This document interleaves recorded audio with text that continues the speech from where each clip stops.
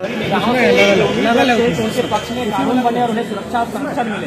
तो जो संरक्षण आप ईश्वर से अल्लाह से सोचते हैं कि मिलेगा, वही संरक्षण आपको सदन के भीतर कानूनों से मिलता है। इसलिए सदैव जब भी हमारी यहाँ उपस्थिति होगी स्वाभाविक इसी वेशभूषा और परिवेश में होगा। जयराम, 24 विधायकों वाली एनडीए को कमजोर कहा जा रहा है।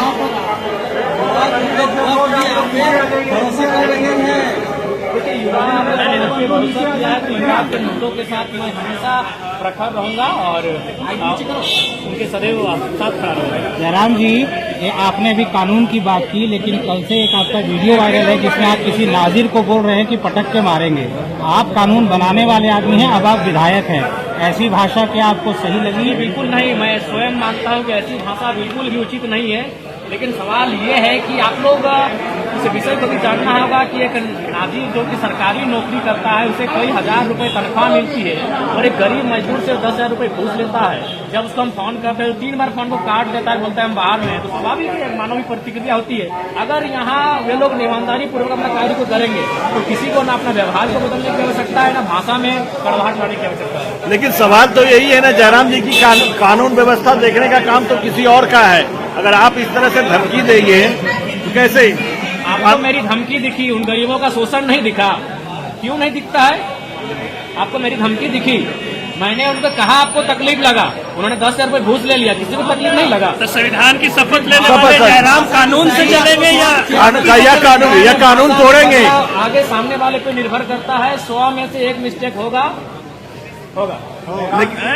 जयराम जी, आपने संविधान का शपथ लेने वाले जयराम जो है संविधान से चलेंगे या धमकी से चलेंगे? संविधान से भी चलेंगे और जहाँ एग्रेशन की आवश्यकता होगी एग्रेशन से चलेंगे।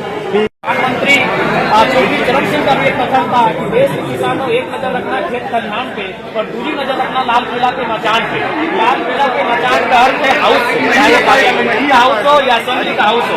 और हम जब भी किसान पुत्र हैं, जब भी हम लोग खेतों में प्रवेश करते हैं, जब भी अपने खलिहान में प्रवेश करते हैं,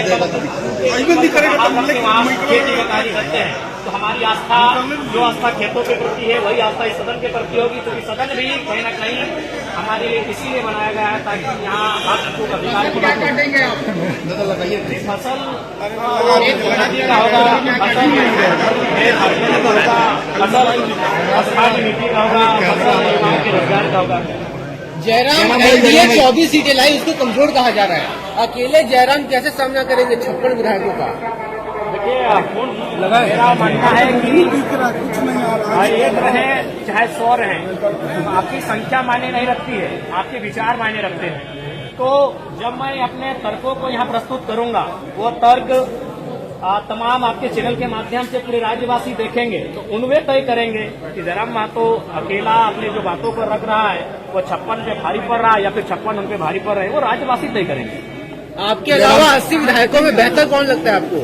देखिए, अभी ये मेरा पहला दिन है, जब मैं उनके साथ बैठूंगा, मिलूंगा, उनके व्यवहार का आकलन करूंगा, उसके बाद इस निष्कर्ष पे मैं पहुंचकर बात करूंगा। सीट पे लड़ रहे हैं, हम तो सड़क में लड़ रहे हैं, हम तो सड़क के बाहर भी लड़ रहे हैं, तो एक सीट से हम लड़ेंगे। मुद्दों की आवाज जो बार बार करते रहे, सिद्धांत पर लड़ते हैं, क्या सिद्धांत पर चलने के लिए सत्ता जरूरी नहीं? बिल्कुल जरूरी है। मैंने अपने इंटरव्यू में भी कहा था कि सिद्धांत और सत्ता दोनों विपरीत दिशा में है, लेकिन कभी कभी सत्ता को हासिल करने के लिए आपको सिद्धांतों का त्याग इसलिए करना पड़ता है कि आपकी जनता आपको सत्ता में काबिज होते हुए देखना चाहती है, क्योंकि जनता की समस्या का समाधान सिद्धांत से नहीं सत्ता से होगा।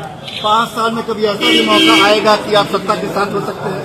देखिए, ये तो सरकार की कार्यशैली पर निर्भर करता है और हमारी जनता जो 12 लाख जनता और उसके बाद जो झारखंड की जनता है, उनके प्रति जो सरकार का रवैया रहेगा उस रवैये पर निर्भर करता है।